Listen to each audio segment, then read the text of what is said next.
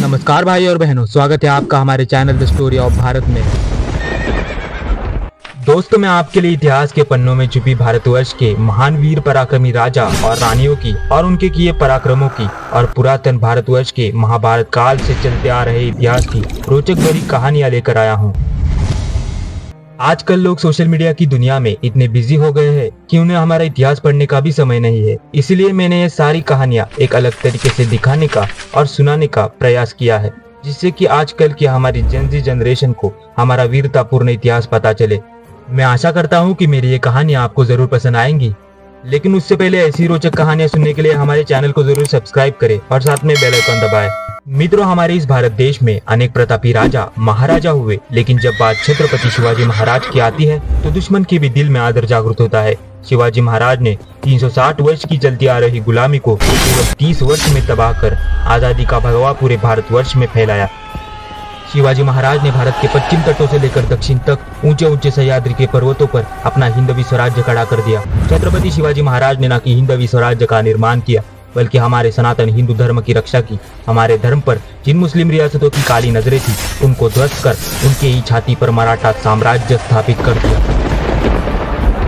तो चलिए इस महापराक्रमी वीर राजा के कहानी की शुरुआत करते हैं। सन 1630 ये वो काल चल रहा था कि संपूर्ण भारतवर्ष में गुलामी और अत्याचार के काले बादल मंडरा रहे थे। ईरान और अफगानिस्तान से आए हुए लुटेरों ने दिल्ली पर कब्जा कर पूरे भारतवर्ष में अपना हक दिखाना शुरू कर दिया। हिंदुओं का अस्तित्व हिंदुस्तान में ही कहीं खो सा गया था। कहीं मंदिर टूट रहे थे तो कहीं माता और बहनों की इज्जतें दांव पे लग रही थी। चारों तरफ बस हाहाकार मचा हुआ था।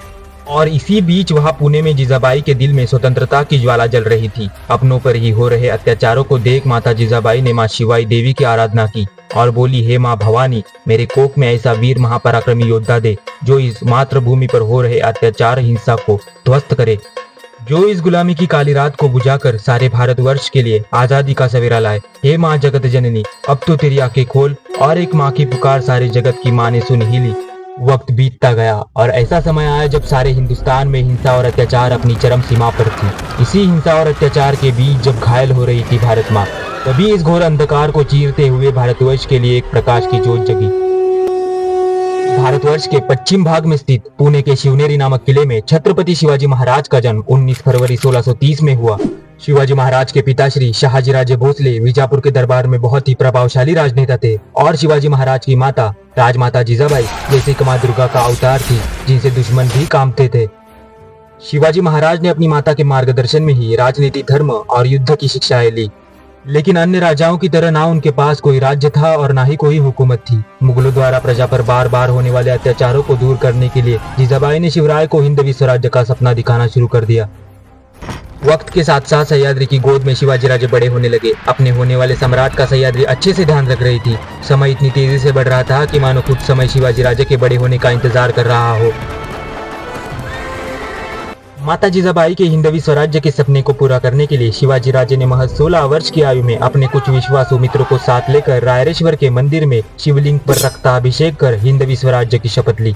जीजाबाई ये बात बखूबी जानती थी कि अगर हमें स्वराज खड़ा करना है तो उसकी शुरुआत एक बड़े किले की जीत से ही करनी होगी। इसलिए शिवाजी महाराज ने महज 16 साल की आयु में मुट्ठी भर मावलों के साथ तोरना किले की लड़ाई जीत के हिंदवी स्वराज्य का तोरण बनाया। लेकिन किसे पता था स्वराज्य की ये पहली जीत भविष्य के आने वाले मराठा साम्राज्य की शुरुआत थी।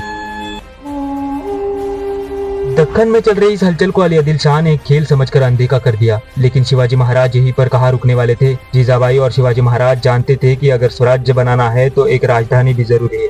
इसलिए शिवाजी महाराज ने राजगढ़ के किले पर कब्जा कर राजगढ़ को मराठा साम्राज्य की पहली राजधानी बनाया। आगे चलकर 25 वर्षों तक राजगढ़ का किला मराठों की राजधानी रहा। स्वराज्य की सीमाएं अब तेजी से बढ़ रही थी। मराठों के पराक्रमों तले आदिल शाही बुरी तरह से कुचली जा रही थी। दिन ब दिन आने वाली खबरों से विजापुर की दीवारें कांप उठी थी। अपने मुल्क की हो रही ऐसी बर्बादी अली आदिल शाह को देखी नहीं जा रही थी। इसके अवसाद में आकर वे बीमार पड़ने लगे। इसी का फायदा उठाकर उनकी बेगम जाकर गद्दी पर बैठ गई। बड़ी बेगम, जिसके मन में कपट और दिल में जहर भरा हुआ था।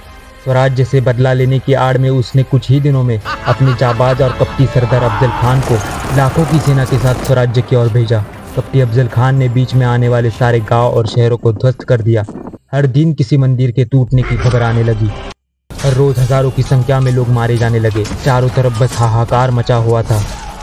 स्वराज्य के ऊपर आए इस बड़े संकट को देख सभी सरदार और नेताओं ने शिवाजी महाराज को थोड़े दिन के लिए वतन छोड़ जाने का प्रस्ताव दिया, लेकिन शिवाजी महाराज की माता जीजाबाई ने इस प्रस्ताव को ठुकरा दिया और कहने लगी, संकट के समय पर ऐसे डरपोक की तरफ भाग जाना हम मराठों के खून में नहीं।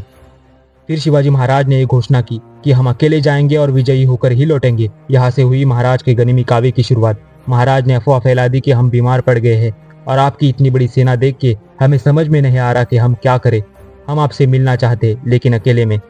शिवाजी महाराज के गनीमी काव्य में अफजल खान फंसता चला जा रहा था। हर रोज शिवाजी महाराज के जासूस सरदार बहिर्जी नाइक नए नए भेष बदल के अफजल खान की छावनी में जाते और उसकी कद, उसकी ताकत, उसकी ऊंचाई, इसकी सारी खबरें शिवाजी महाराज को मिलती जाती।